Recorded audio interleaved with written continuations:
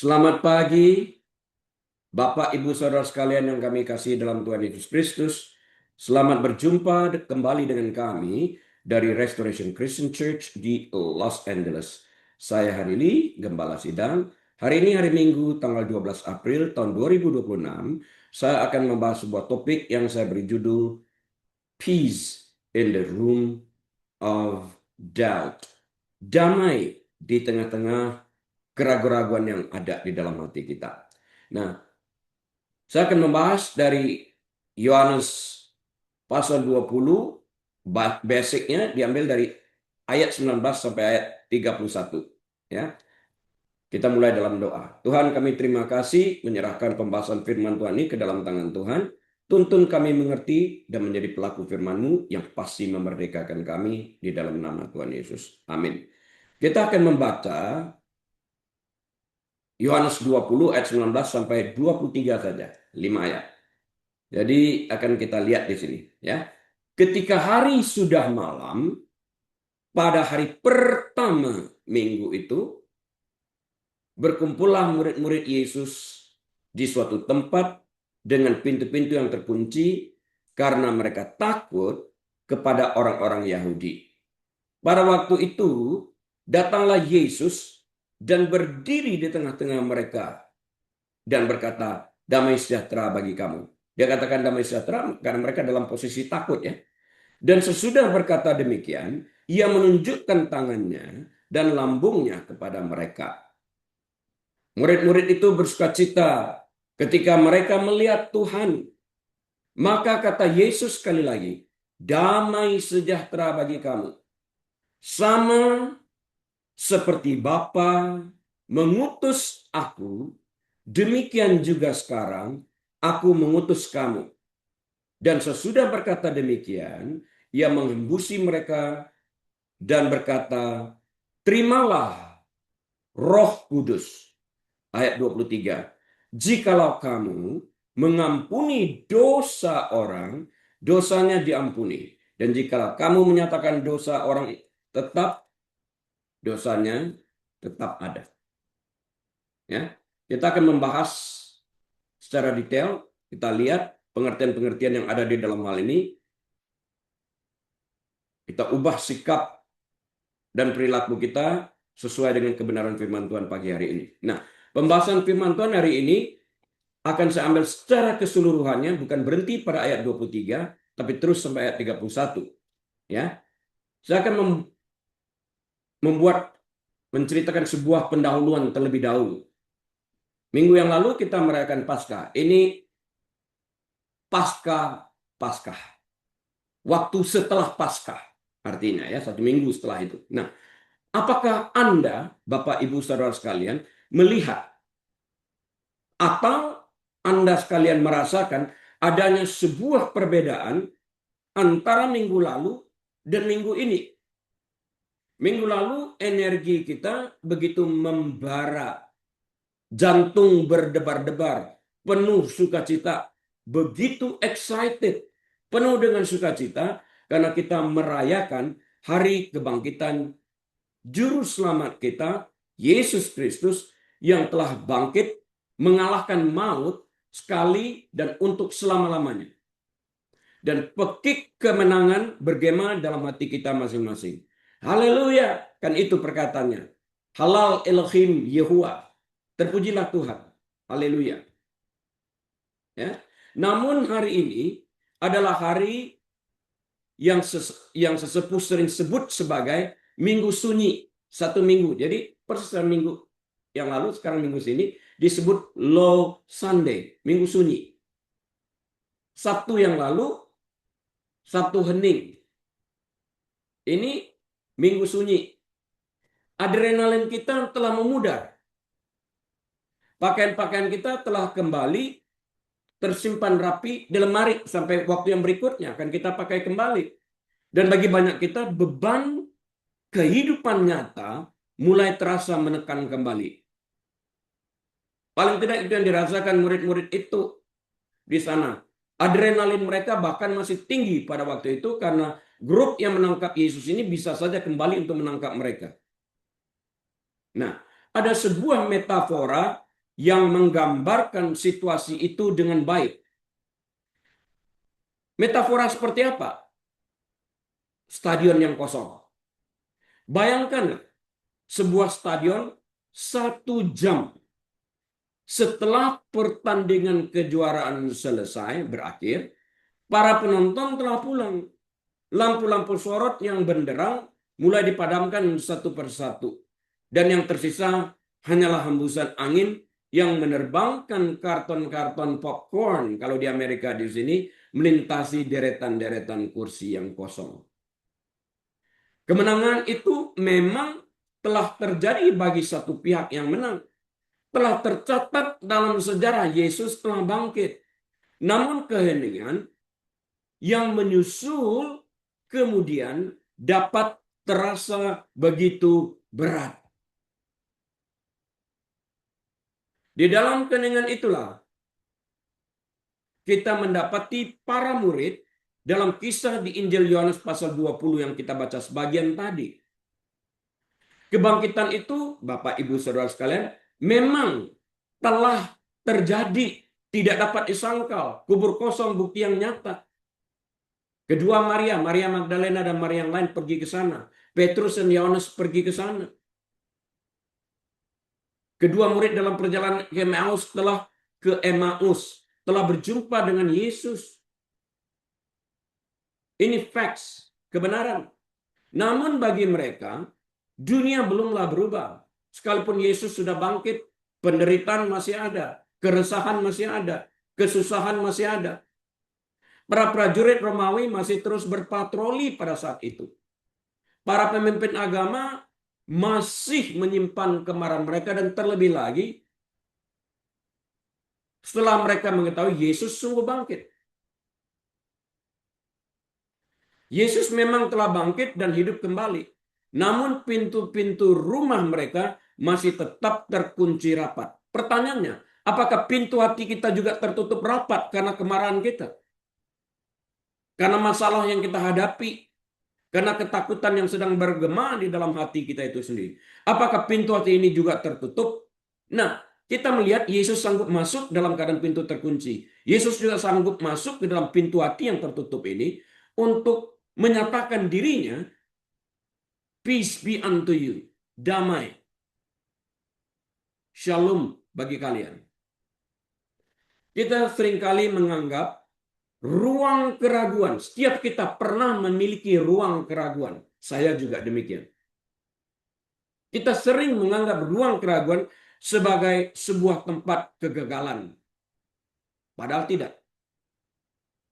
Namun hari ini, Bapak Ibu Saudara sekalian, kita akan melihat bahwa sesungguhnya tempat itulah yang menjadi wadah bagi Yesus untuk melakukan karya-karya besarnya.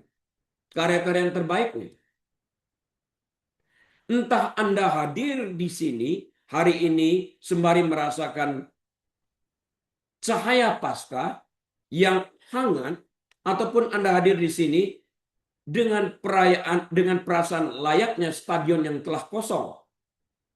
Sambil bertanya-tanya, bagaimana caranya saya menghadapi hari Senin pagi besok? Yesus memiliki sebuah pesan yang khusus bagi Anda dan bagi kita sekalian yang memiliki ruang keraguan-raguan ini. Dan pesan itu adalah damai sejahtera bagi kamu. Sebelum dia naik ke surga pun dia mengatakan, damai sejahteraku kuberikan kepadamu. Damai sejahtera yang kuberikan bukanlah seperti yang dunia berikan. Kalau dunia memberikan damai sejahtera itu ada kondisinya.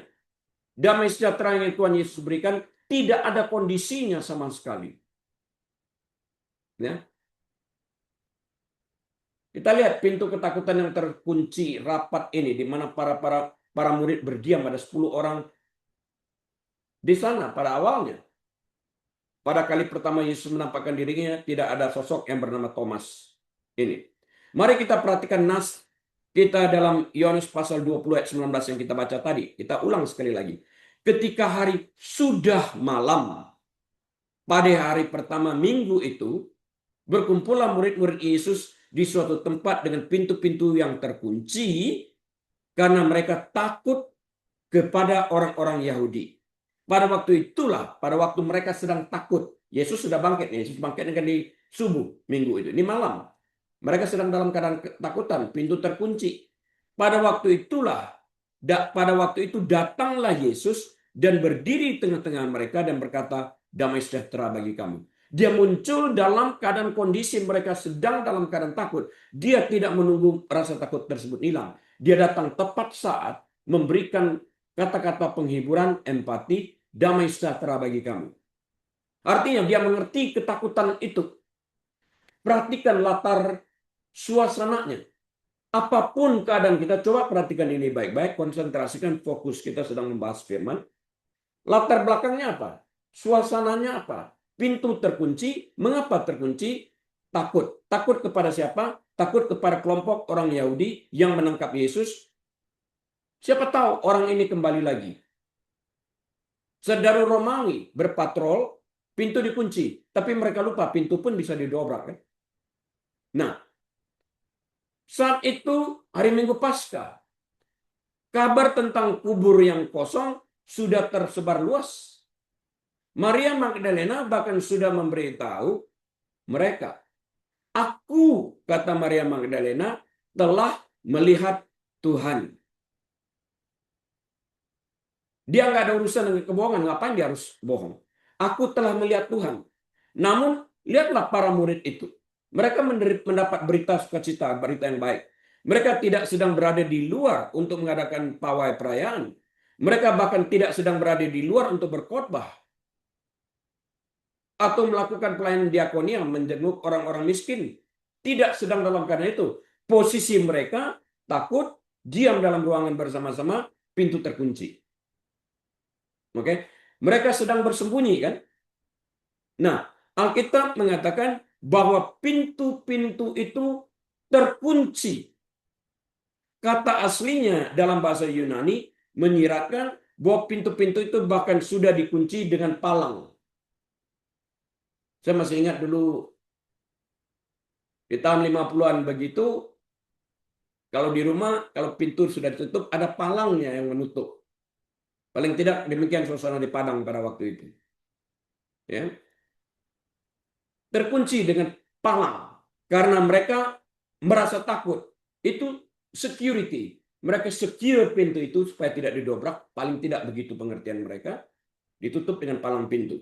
Mereka takut bahwa orang-orang yang sama yang sebelumnya datang untuk menangkap Yesus kini akan segera datang untuk menangkap mereka. Ini pikiran ketakutan mereka. Dalam keadaan takut, orang bisa membayangkan apapun juga. Pikirannya kan bebas mengembara kemana-mana. Cuma kita harus mengatur pikiran tersebut sesuai dengan janji Alkitab. Nah, kita sering menghakimi para murid karena hal ini. Namun kita harus jujur kepada diri kita sendiri.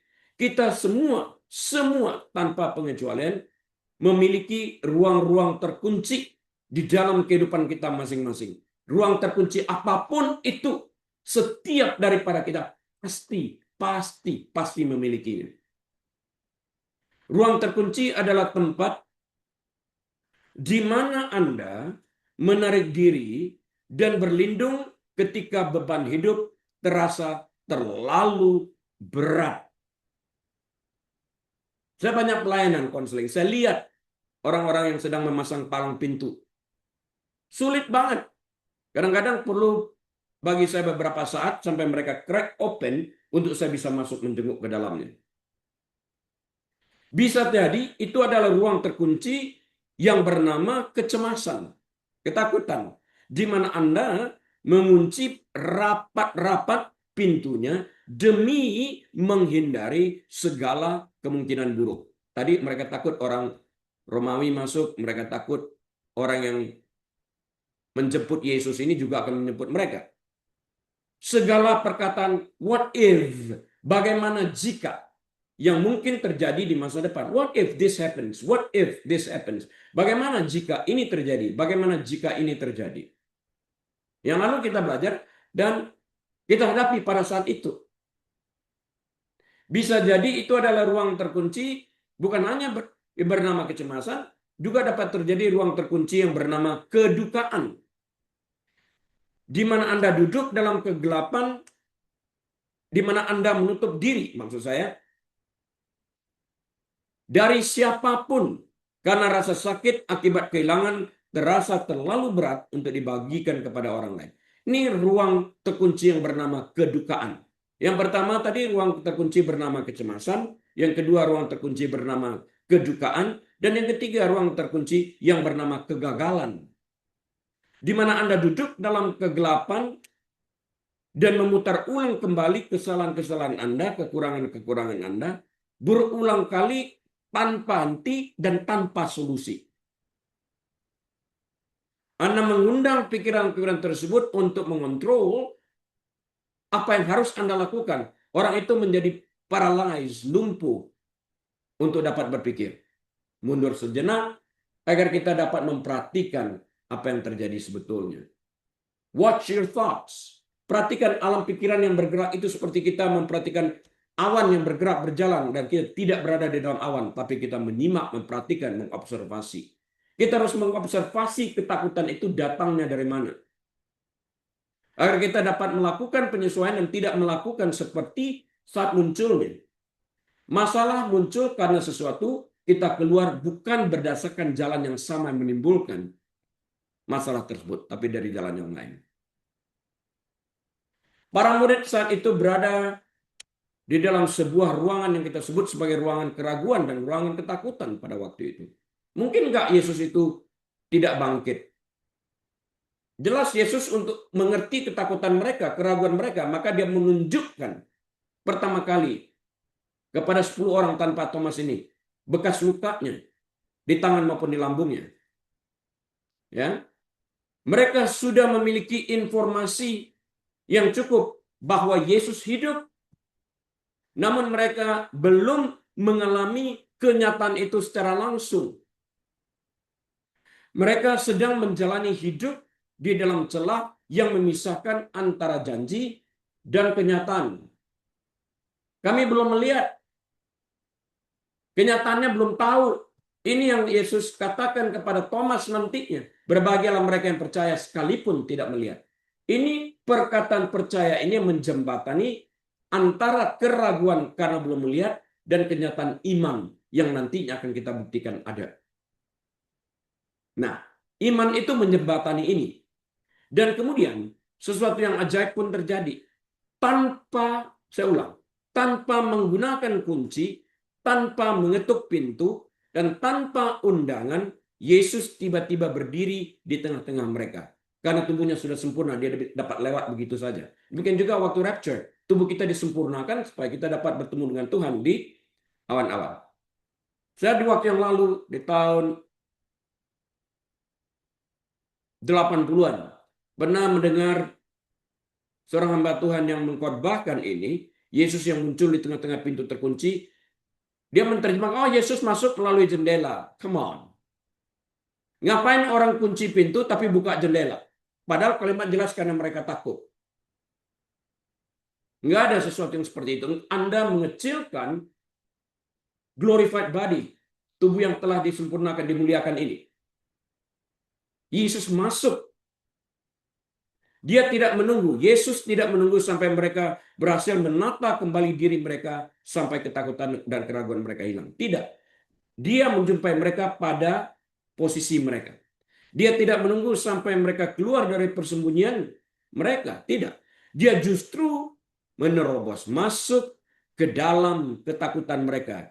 Dia menerobos masuk ke dalam keraguan mereka.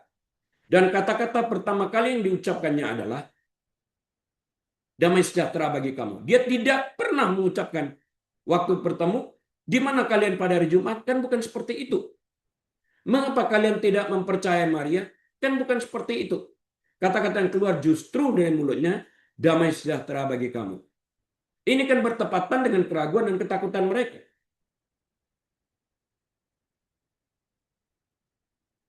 Kemudian dia menunjukkan bekas luka yang merupakan identitasnya. Dia dapat saja menghilangkan bekas luka itu dengan tubuh yang sempurna, tapi dia meninggalkan bekas luka itu sebagai pernyataan bahwa aku Yesus yang sama ini. Dalam Yohanes pasal 20 ayat yang ke-20 kita melihat sesuatu yang mendalam.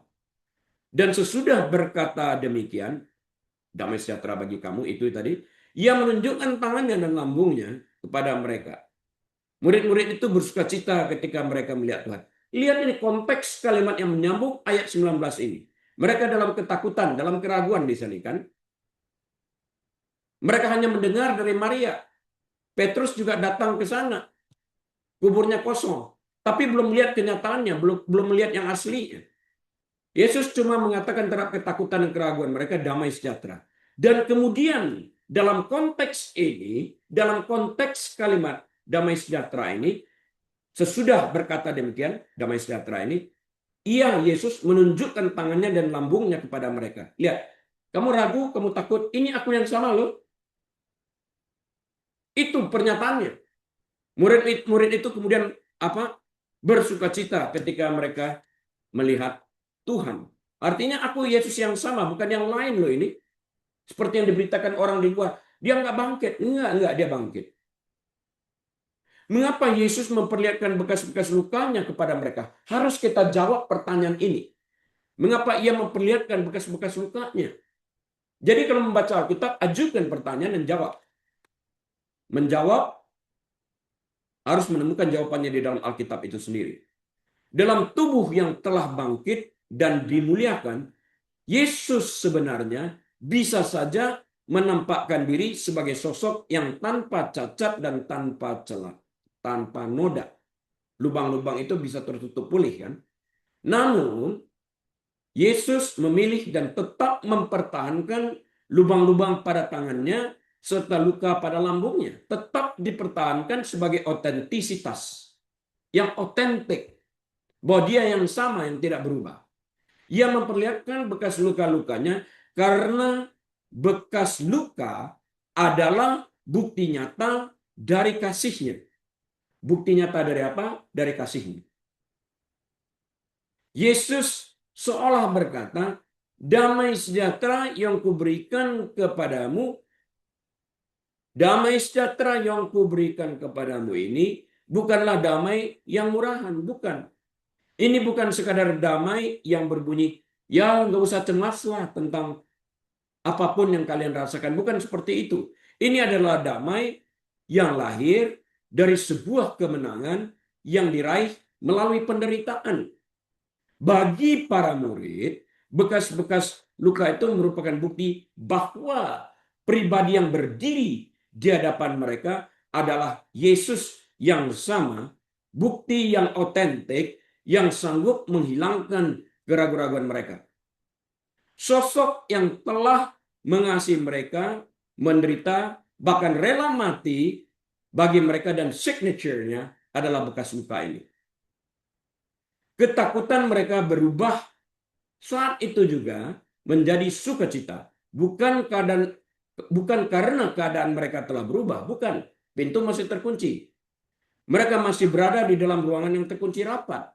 Melainkan karena mereka menyadari bahwa Yesus hadir di dalam ruangan keraguan mereka, di dalam ruangan ketakutan mereka, bersama-sama dengan mereka saat itu. What a leader. Inilah pemimpin itu. Damai sejahtera dalam pengertian Alkitab adalah shalom. Bukanlah sekedar ketiadaan masalah. Bukan.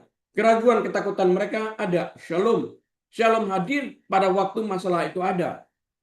Memberikan jaminan, memberikan empati. Aman, aku hadir di sini. Sang Raja Damai. Shalom, Sang Raja Damai ada di sana. Damai sejahtera adalah artinya kehadiran sosok pribadi, bukan sebuah perkataan. Shalom. Shalom is sebuah sosok. A person, individu. Damai sejahtera adalah kehadiran sosok pribadi. Karena Yesus itu adalah Sang Shalom. Anda bisa saja sedang berada di tengah-tengah badai kehidupan, di dalam kamar rumah sakit, atau di tengah krisis keuangan, krisis rumah tangga, namun Anda tetap dapat merasakan damai sejahtera. Asalkan Anda, Bapak Ibu Saudara sekalian, menyadari bahwa pribadi dengan tangan yang pernah terluka ini, penuh bekas luka, lambung yang terluka, sedang berdiri hadir di tengah-tengah Anda. Padahal pintu hati yang dalam ketakutan dan keraguan ini, kemarahan ini sedang terkunci. Dia hadir di sana. Nah, pada waktu yang pertama kali, saya katakan pertama kali, Thomas tidak hadir di sana. Ada sosok yang tidak hadir. Nah, kini kita sampai pada bagian cerita yang menjadikan hari Minggu itu bermakna. Begitu bermakna. Kita lihat dalam Yohanes 20 ayat 24 sampai 25. Tetapi Thomas, seorang dari ke-12 murid itu yang disebut Didimus, tidak ada bersama-sama mereka. Tidak ada bersama-sama mereka. Absen. Ketika Yesus datang ke situ. Ini yang pertama kali. Maka kata murid-murid yang lain itu kepadanya, kami telah melihat Tuhan. Tetapi Thomas berkata kepada mereka, sebelum aku melihat bekas paku pada tangannya, dan sebelum aku mencucukkan jariku ke dalam bekas paku itu, dan mencucukkan tanganku ke dalam lambungnya, sekali-kali aku tidak akan percaya. Lihat kalimat Thomas ini, hubungkan pertama kali waktu Yesus datang, mereka dalam ketakutan, ia memperlihatkan bekas luka di tangan dan di lambungnya, tanpa diminta. Aku ini otentik loh. Nah, ini kan merupakan signature-nya bahwa dia pribadi yang sama yang menderita, bangkit kembali. Ini yang dituntut oleh Thomas. Kita sering melihat, kok sampai begitunya ya? Kita juga sering mengalami keraguan, nggak usah tunjuk jari pada Thomas. Kasihan Thomas. Mengapa kasihan? Selama 2000 tahun, bahkan sampai hari ini ya, ia harus memikul beban julukan Thomas yang bimbang. The doubting Thomas. The unbeliever. Namun saya ingin menyampaikan kepada Anda bahwa Thomas bukanlah orang jahat. Bukan.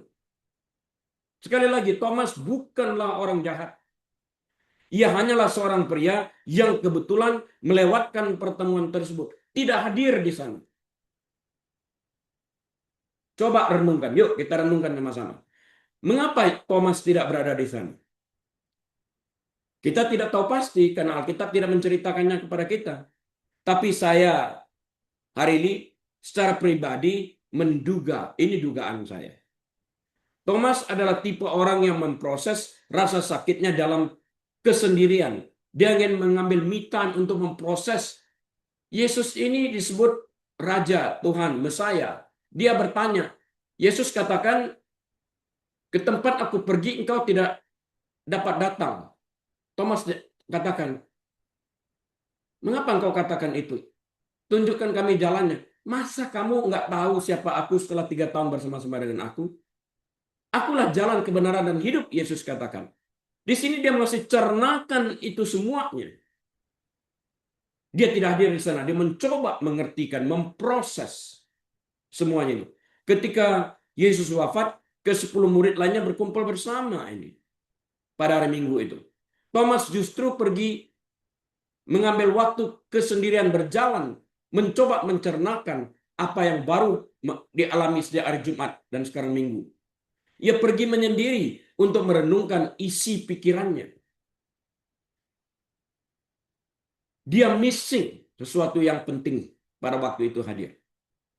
Ini merepresentasikan kita semua yang ragu-ragu pada hari ini. Jadi nggak usah judge Thomas. Ketika Thomas kembali, yang lain sedang diliputi kegembiraan yang luar biasa. Mereka berseru, kami telah melihat Dia, kami telah melihat Tuhan, kami telah melihat Yesus yang sama. Dia menunjukkan bekas lukanya. Dia menunjukkan apa? Bekas lukanya. Tanggapan Thomas apa? Aku turut senang dengan kalian ya, tapi aku kan tidak berada bersama kalian di sana untuk menyaksikan ini. Kira-kira begitu. Dan kecuali aku melihat bukti fisiknya dengan mata kepalaku sendiri, aku tidak akan mempercayainya. Menusukkan tanganku ke dalam bekas luka, ke dalam lambungnya dan semuanya ini. Sekali-kali aku tidak percaya. Wow, keputusan sudah diambil. Sekali-kali aku tidak percaya. Thomas adalah santo pelindung bagi setiap orang yang duduk atau pernah duduk dalam ibadah gereja dan merasa seolah-olah semua orang memahaminya kecuali dirinya sendiri. Kadang-kadang kita berpikir seperti itu. Semua orang menangkap apa yang dikatakan. Kok gua sendiri sih yang nggak mengerti apa itu? Pernah begitu kan? Don't judge yourself. God will meet you where you are at. Yang Thomas memiliki sosok yang ingin percaya. Seorang perwira itu juga mengatakan ingin percaya. Tuhan, tambahkanlah imanku, bantulah aku, tolonglah aku orang yang tidak percaya. Sebuah kesombongan aku kalau kita mengatakan percayaku luar biasa, aku 100% percaya. Enggak lah. Ada waktu-waktu di mana kita ragu-ragu. Maaf, minum dulu.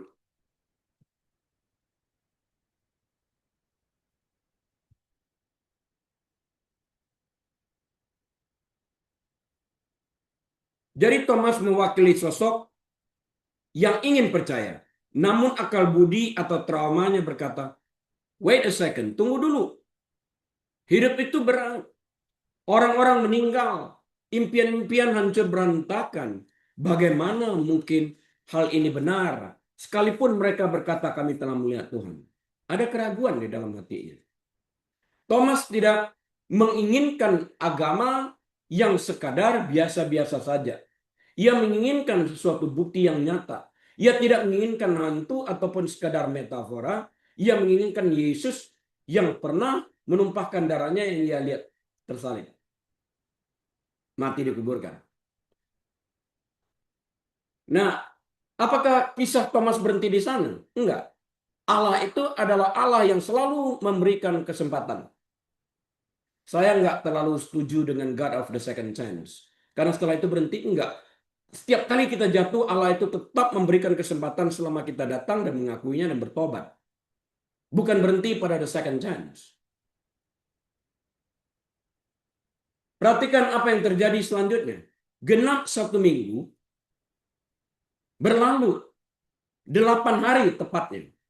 Selama 8 hari itu, Thomas tinggal di rumah tersebut bersama 10 orang yang yakin bahwa Yesus hidup, karena Yohanes dan Petrus setelah mendengar berita dari Maria pergi ke kuburan pada hari Minggu pagi dan menemukan kuburan kosong dan kain peluh terlipat rapih terpisah dari kain kafan. Kain peluh terlipat rapih ini menunjukkan I'm coming back. Itu kebudayaan pada waktu tersebut. Dia taruh rapi, artinya I'm coming back. Nah, kita sedang menunggu kedatangan Kristus kedua kali ini. Dan Yesus telah menampakkan dirinya kepada mereka. Tapi Thomas nggak ada di sana. Ya. Sementara Thomas sendiri tetap yakin bahwa Yesus sudah mati. Yang lain kan enggak. Bisakah Anda membayangkan ketegangan yang terjadi di meja makan bersama 10 orang yang lainnya? Bisakah Anda membayangkan rasa kekecewaan yang dialami Thomas pada hari Minggu setelahnya? Kemarahan, kejengkelan, penyesalan. Sayang, aku nggak di sana. Kesalnya kayak apa? Bisa dirasakan, coba kita rasakan kesalnya. Melewati sebuah kesempatan emas seperti itu. Akankah Yesus menampakkan diri lagi? Bagaimana pendapat orang terhadap diriku yang tidak percaya ini? Banyak pertanyaan yang harus dijawab. And yet kita mengalami pertanyaan sama yang dimiliki oleh Thomas. Namun lihatlah Yohanes 20 ayat 26. Kesempatan itu datang. 8 hari kemudian. 8 hari kemudian. Angka 8 kalau dari sisi Alkitab berarti the new beginning. 8 hari kemudian. Murid-murid Yesus berada kembali dalam rumah itu, artinya dalam rumah yang sama, dan Thomas bersama-sama dengan mereka. Nah, kali ini dia hadir. Sementara pintu-pintu terkunci, artinya juga ada pelang pintu di sana, Yesus datang dan ia berdiri tengah-tengah mereka dan berkata, damai sejahtera bagi kamu. Dan lihat, kali ini dia datang bukan bagi yang 10 orang yang sudah melihat dia. Dia datang sekarang khusus untuk Thomas. Perhatikan perkataan pribadinya nanti. Yesus kembali datang. Dan saya ingin Anda melihat hal ini. Ia kembali datang secara khusus demi orang yang sedang bergumul itu. Siapa yang sedang bergumul? Thomas. Jika kita sedang bergumul dalam kemarahan kita, dalam kejengkelan kita, dalam kesusahan hati kita, dalam keraguan-raguan kita, kita menutup pintu hati, Yesus datang di sana. Pastikan diri kita yakin akan hal itu. Menjawab pergumulan kita. Yesus tidak berkata, Thomas, kamu dikeluarkan dari kelompok ini karena kamu tidak percaya pada kali pertama saat mereka menceritakan ini kepada kamu. Yesus kan nggak bilang begitu.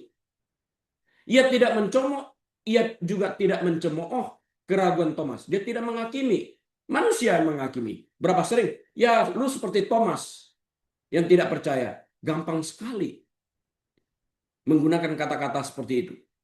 Sebaliknya, Yesus justru memberikan tepat apa yang dibutuhkan Thomas. Bisa nggak kita hadir untuk memberikan tepat seperti yang dibutuhkan orang ini? Tanpa menghakimi. Kata-kata itu kadang-kali nggak difilter, kita mengucapkan. Waktu orang mengatakan, it hurts me. No. Kita harus mengerti tentang hal ini. Kemudian ia berkata kepada Thomas, taruhlah. Lihat ya perkataan pribadinya. Dia bukan datang untuk 10 orang itu. Dia berkata kepada Thomas pribadi. Taruhlah. Kemudian ia berkata kepada Thomas pribadi ya. Taruhlah jarimu di sini dan lihatlah tanganku. Ulurkanlah tanganmu dan cucukkan ke dalam lambungku. Dan jangan engkau tidak percaya lagi. Melainkan percayalah. Yohanes 20 ayat 27. Kan Thomas yang mengatakan ini. Jadi dia datang kepada Thomas secara pribadi. Bagaimana dia tahu dia nggak hadir di sana? Inilah Tuhan yang mengetahui segala sesuatu. Maha tahu. Ya. Yesus menjumpai kita, sekali lagi Bapak Ibu Saudara sekalian, Yesus menjumpai kita tepat pada titik kebutuhan kita. Nggak usah ragu. Dia jawab keraguan kita itu. Jika Anda membutuhkan bisikan yang lembut, ia memberikannya. Jika Anda perlu melihat bekas luka-luka itu seperti Thomas, ia akan menunjukkan itu. Ia tidak merasa tersinggung oleh pertanyaan-pertanyaan kita sekalian. Ia tidak merasa terintimidasi oleh keraguan kita. Kita manusia, dia mengerti posisi ini. Dia melihat dari kacamata dia sebagai Tuhan ini. Yang mengetahui segala sesuatunya. Bahkan sebelum kita berkata-kata, dia tahu isi hati kita. Mulut kita dapat mengatakan yang lain, tapi hati itu yang menentukan. Tuhan lihat itu. Nah sekarang saya ingin membagikan kisah yang nyata. Itu kan kisah di Alkitab. Ada nggak orang yang ragu-ragu dalam zaman modern ini? Ada. Saya ingin membagikan kisah nyata tentang kedamaian dari satu pribadi yang dulunya ateis, yang bernama C.S. Lewis. Terkenal, pengarang terkenal ini. Ya. Ketika kita berbicara tentang kedamaian di ruang keraguan, hanya sedikit orang dalam sejarah yang menjalani pengalaman ini dengan jujur. Dan orang itu adalah penulis besar C.S. Lewis. Dia menjalani ruang keraguan ini. Kita semua juga. Tapi kita kan terlalu prideful, terlalu sombong untuk mengakui kita ragu. Karena dijudge oleh orang-orang Farisi gereja. Kamu sudah berapa tahun jadi orang Kristen kok bimbang ragu? Nggak ada urusan dengan itu. Lewis adalah seorang profesor yang brilian di Oxford. Sepanjang sebagian besar masa mudanya, Lewis adalah seorang ateis yang teguh. Ia hidup dalam ruang terkunci yang penuh dengan kesombongan intelektual. Aku orang pintar. Ia menganggap kekristenan hanyalah mitos bagi orang-orang yang lemah. Banyak orang komunis berpikir seperti ini.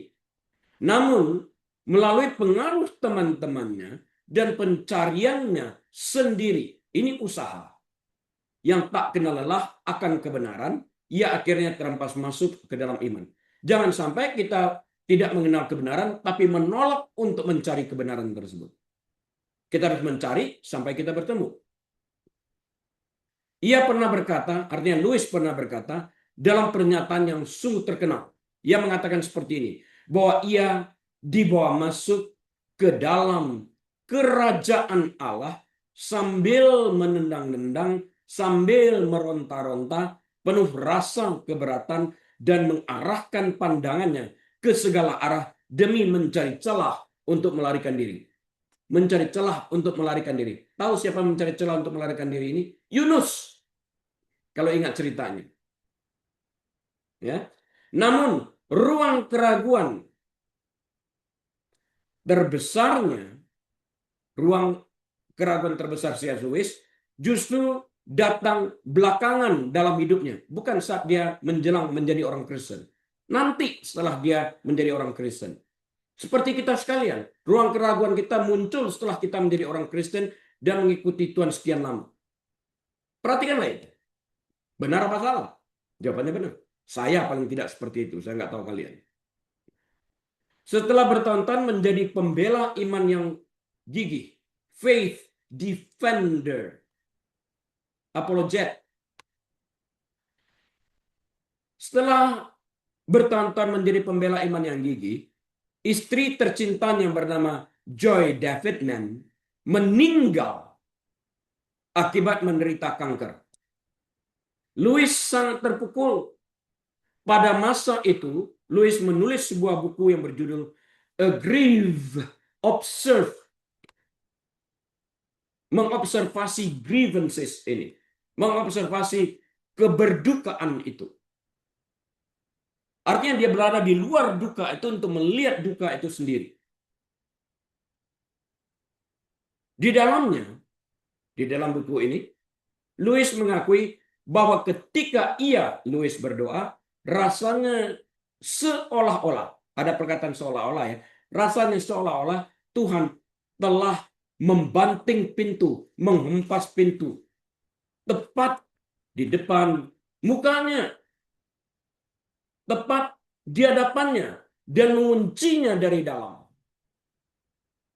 Padahal kalau kita lihat Yesus mengetuk pintu, di luar nggak ada handle. Kita yang memiliki handle, kita yang memiliki kunci, kita yang mengizinkan Yesus masuk kan ya di sana. Tapi Yesus pun dapat masuk tanpa itu telah kita baca. Ia bagaikan Thomas. Siapa bagaikan Thomas? C.S. Lewis. Ia berada dalam ruangan yang gelap, ruang keraguan-raguan.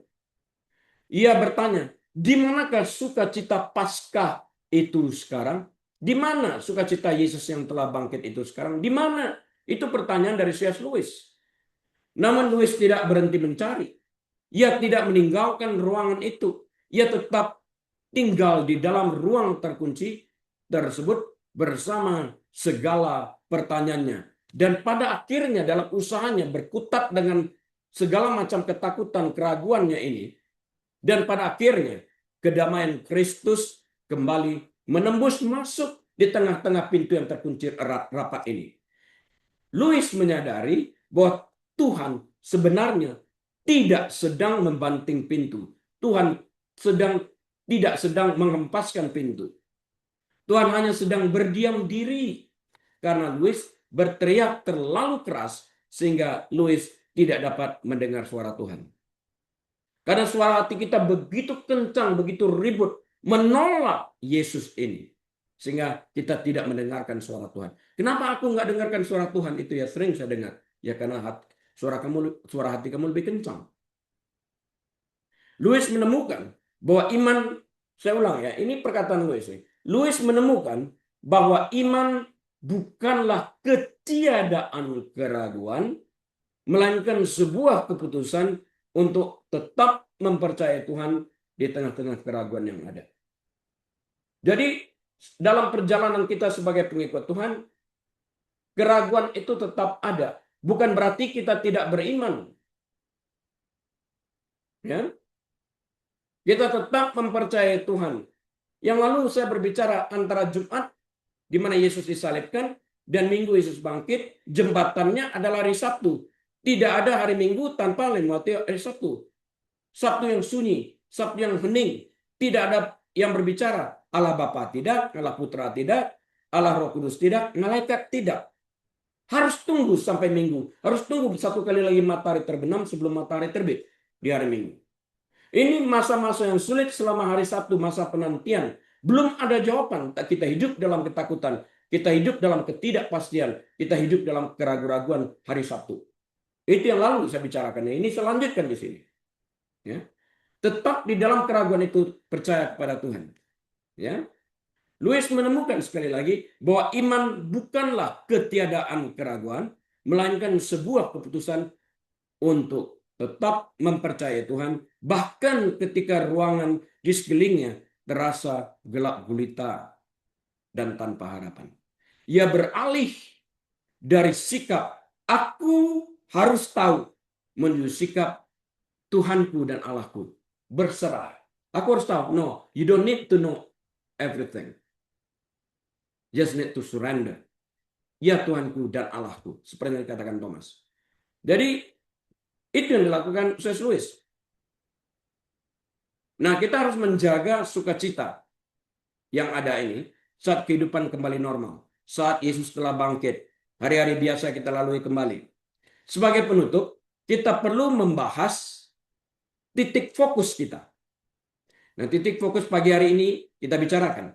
Bagaimana cara kita menjaga sukacita Paskah saat kita melangkah keluar dari gedung kebaktian ini.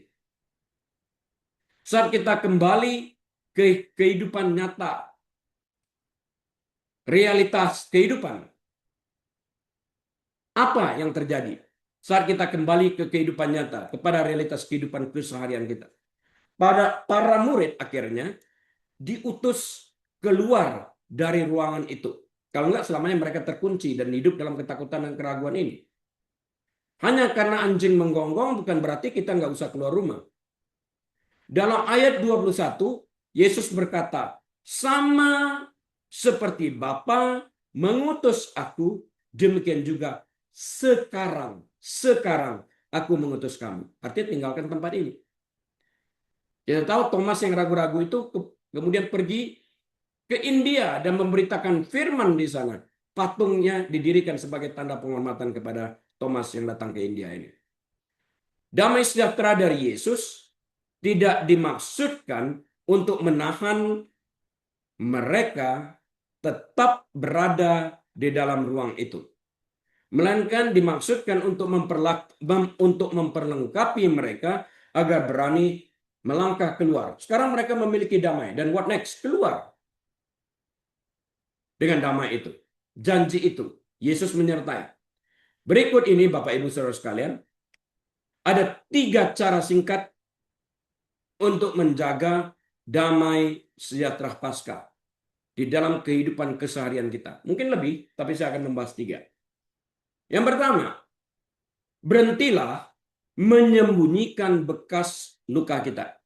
Seakan-akan kita orang hebat, orang kuat. Kita menutupi luka kita. Seakan-akan nggak pernah ada luka keraguan, nggak ada luka segala macam itu. Luka masa lampau. Kita sembunyikan.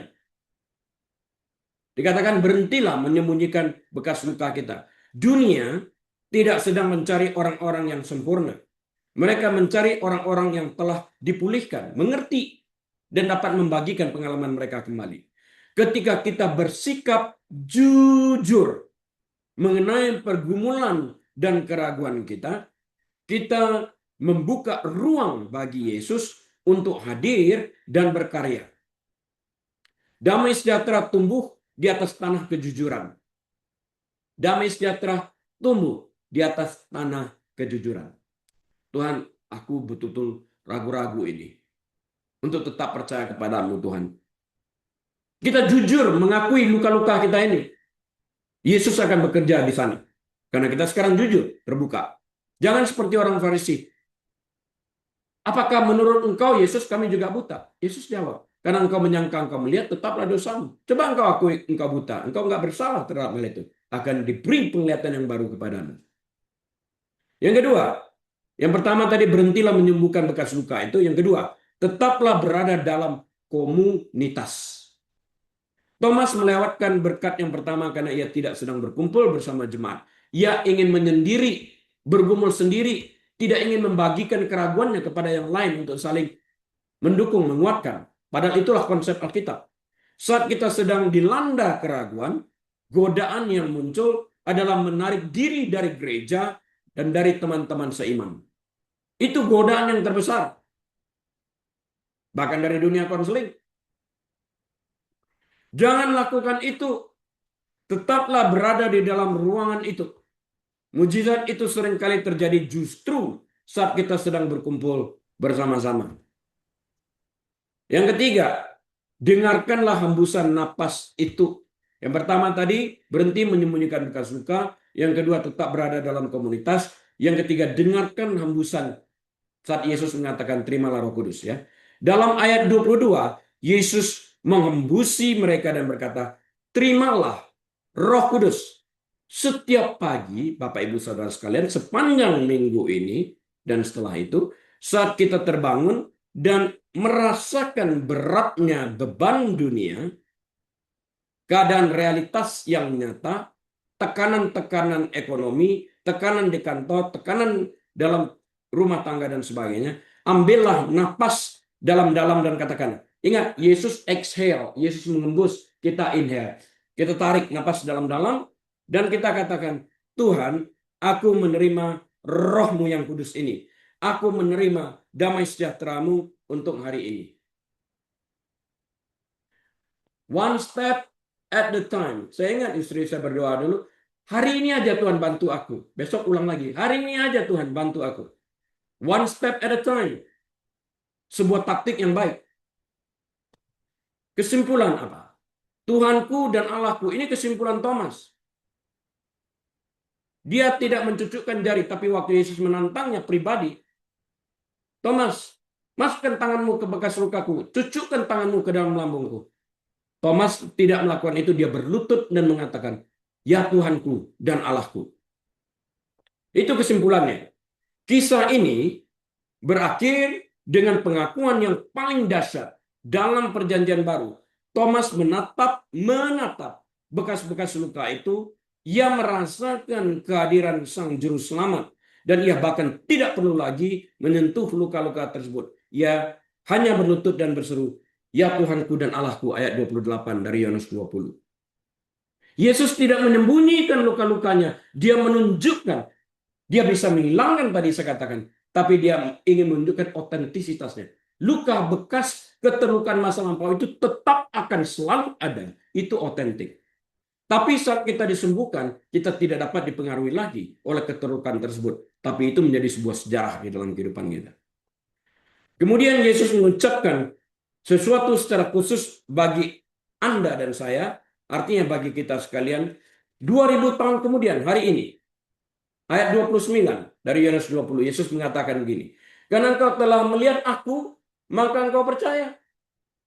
Berbahagialah mereka yang tidak melihat, namun percaya. Kita nggak melihat, tapi kita memilih untuk percaya. Karena itu kita menjadi orang Kristen. Itulah kita. Kita tidak berada di ruangan itu di Yerusalem bersama para murid itu. Enggak. Kita belum menyentuh bekas-bekas luka fisik itu. Enggak. Kita pun tidak pernah melihat bekas-bekas luka tersebut. Tidak sama sekali. Namun kita telah merasakan kehangatan rohnya. Kita telah menyaksikan kuasanya yang mengubah hidup kita. Rasa hampa yang kerap hadir pada hari Minggu sesudahnya. Tidak harus menang. Jangan sampai kehampaan itu mengontrol sukacita kita. Kehampaan tidak harus mengontrol kehidupan kita. Mengapa? Harus kita jawab. Karena kubur itu tetap kosong. Sang Juru Selamat hidup. Kuburannya sekarang yang hampa. Dan ia, Yesus, masih terus menembus pintu-pintu hati kita yang terkunci. Sambil berkata, damai sejahtera-Mu, damai sejahtera bagimu.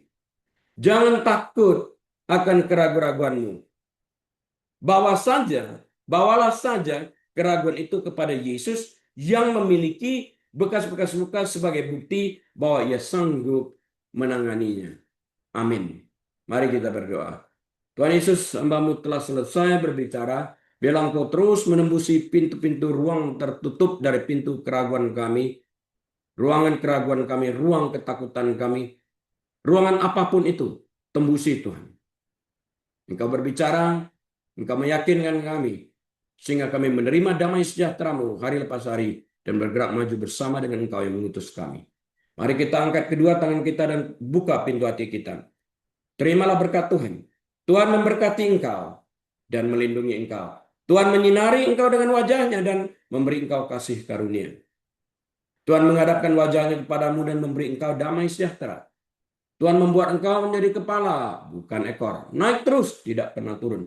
Diberkati saat engkau masuk, diberkati saat engkau keluar, diberkati bakulmu, diberkati tempat adonanmu, diberkati kandunganmu, diberkati kesehatanmu, diberkati pelayananmu, diberkati rumah tanggamu, diberkati pekerjaanmu, diberkati anak cucumu. Apapun yang engkau kerjakan dengan kedua tanganmu, Tuhan yang membuat engkau berhasil. Dan Tuhan pun sanggup menembusi pintu-pintu ruang-ruang keraguan, ketakutan yang terkunci. Tuhan akan melepaskan engkau. Dan biarlah kita boleh membuka hari ini dengan hati penuh dengan ucapan syukur kepada Dia yang telah memenangkan maut itu. Bersama dengan Tuhan Yesus Sang Raja Damai, kita memulai kehidupan yang baru di dalam nama Tuhan Yesus. Haleluya. Amin. Baik, Bapak Ibu Saudara sekalian, kebaktian telah selesai dan sampai berjumpa pada kesempatan mendatang. Dari Los Angeles saya mengucapkan shalom.